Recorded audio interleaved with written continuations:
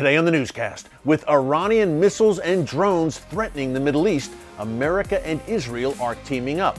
Get all the breaking details next.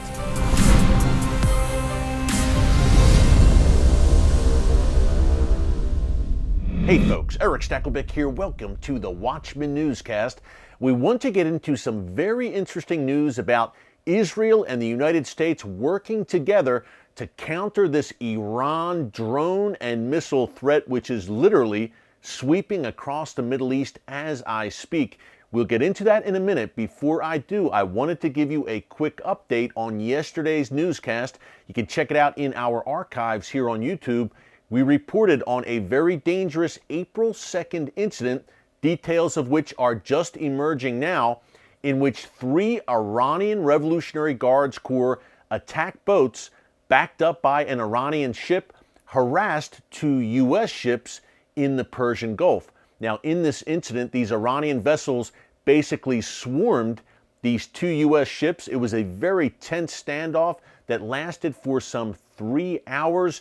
The Iranian vessels came within 70 yards of these U.S. ships. But again, we're just learning about this now. Eventually, these Iranian vessels backed off. But what do you know?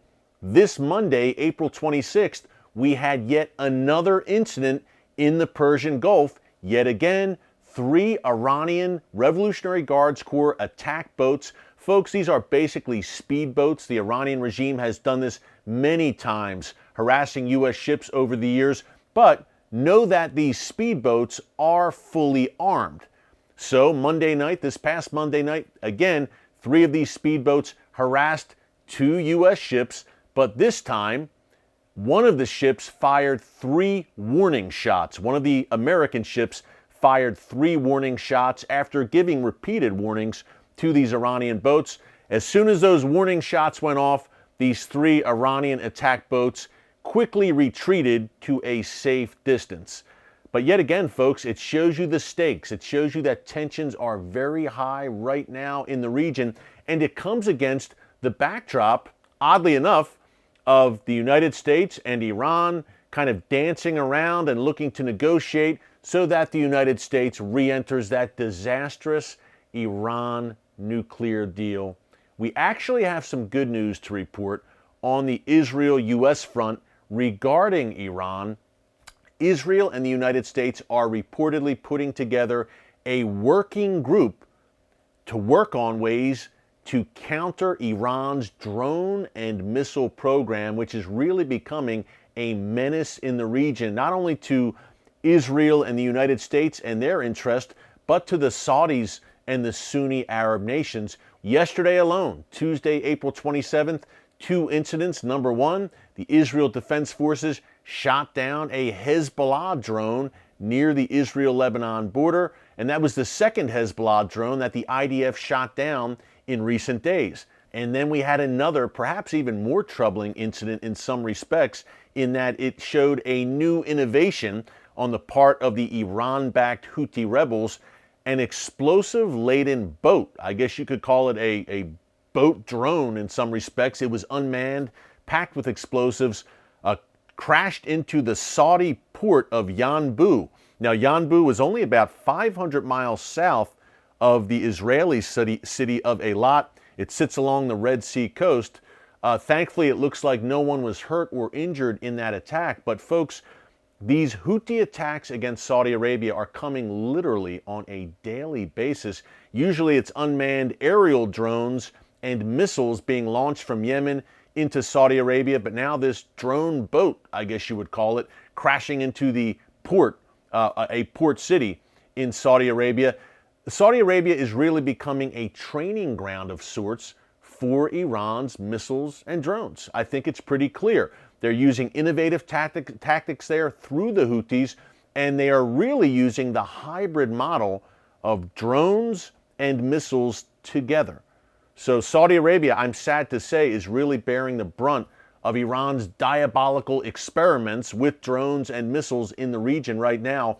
It's to the point that the head of U.S. Central Command, General Kenneth McKenzie, has said that the prevalence of Iran's drones, and again, key point here, folks, the way they are passing off the drones, to Iraqi Shia militias, to Hamas, Palestinian Islamic Jihad, the Houthis, Hezbollah, of course. General McKenzie said that it threatens U.S. air superiority in the region. That's a pretty stunning statement. Iran is essentially becoming a drone superpower. They are rolling these drones off the assembly lines in Iran. Many of them are domestically made. They are showing them off to the world in various military parades. They are very proud of this massive drone arsenal that they are building, and which, again, they are very willing to pass off to their proxies across the region. Hey, the United States felt the brunt of this recently. A few weeks ago, we reported it here on the newscast. A U.S. base in northern Iraq in Erbil was targeted by an explosive-laden, explosive-packed aerial drone, courtesy of those Iraqi Shia militias, Iran-backed militias, targeted U.S. personnel there in northern Iraq. So this is becoming a serious problem. And I thought an interesting point here was that McKenzie, this U.S. general, said that, yes, the larger unmanned drones are obviously a major issue, but these smaller drones, I mean tiny drones, may be even more concerning in that you can pack them with explosives and hit an object, hit a target, obviously, cause great damage, but perhaps they are harder to detect and bring down than one of the larger drones, which are obviously a bigger target, easy to see on radar. Now, the U.S. and Israel obviously have pretty strong missile defense systems. Of course, Israel with Iron Dome, David Sling, Patriot anti-missile batteries as well. The U.S. has some Iron Dome batteries in Iraq. I don't know how much they're using them because, as we've reported here in the newscast many times, these rockets continue to be launched at U.S. targets inside Iraq. So the drones, major issue, but as we wrap up here as well, I think it's very important that Iran's precision-guided munition program, PGMs for short, is also apparently on the table as part of this U.S.-Israel working group. This is a pretty simple story, folks. Iran has a massive ballistic missile program, one of the largest and most advanced in the world, and they have shown that they will use them. It's part of this ring of fire that is surrounding Israel right now. We've talked about it many times. To the north, south, east, west, Israel is quite literally surrounded by hundreds of thousands of rockets and missiles, courtesy of Iran and its various proxies that Iran equips, of course. But these PGMs, these precision-guided munitions, folks, hear me out clearly here. This could be the trigger that sparks the next Middle East war. That's how seriously the Israel Defense Forces take this PGM threat. You might ask, what are PGMs? Well, they are precision-guided munitions. PGM for short. They do exactly what their name says.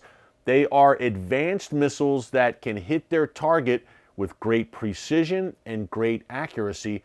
That's the reason you've seen so many Israeli airstrikes against Iranian and Hezbollah assets inside Syria over the past few years, because the IDF is targeting mainly these PGM shipments. Iran is trying to transit these PGMs to Hezbollah in Lebanon. They're transiting them through Syria to Lebanon, or they'll have the PGM parts and then you can assemble them, or Hezbollah could assemble them in Lebanon. So I hope this working group gets to work. I'm sure they will, because these are massive, massive threats that, again, could spark a major conflict. We know it's a question not of if it's coming, but when it's coming. We hate to say that, but we are realistic here at the Watchman Newscast. The region is a tinderbox right now. The good news is, and I say it every day, God Almighty still sits on the throne.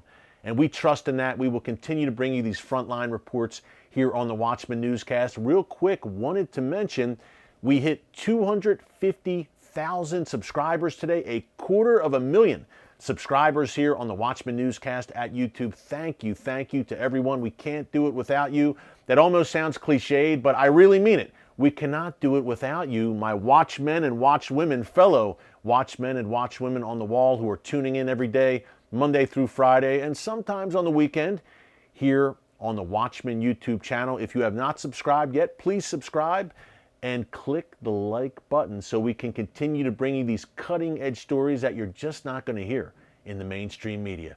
Hey, thanks for joining us here today on the Watchman Newscast. Until tomorrow, God bless you. And remember, never hold your peace. Hey everyone, thanks for checking out the Watchman Newscast. If you enjoyed this episode and want to see more, make sure you go ahead and hit the like button, click subscribe, and tap the bell icon to turn on notifications for new Watchman Newscast episodes every weekday.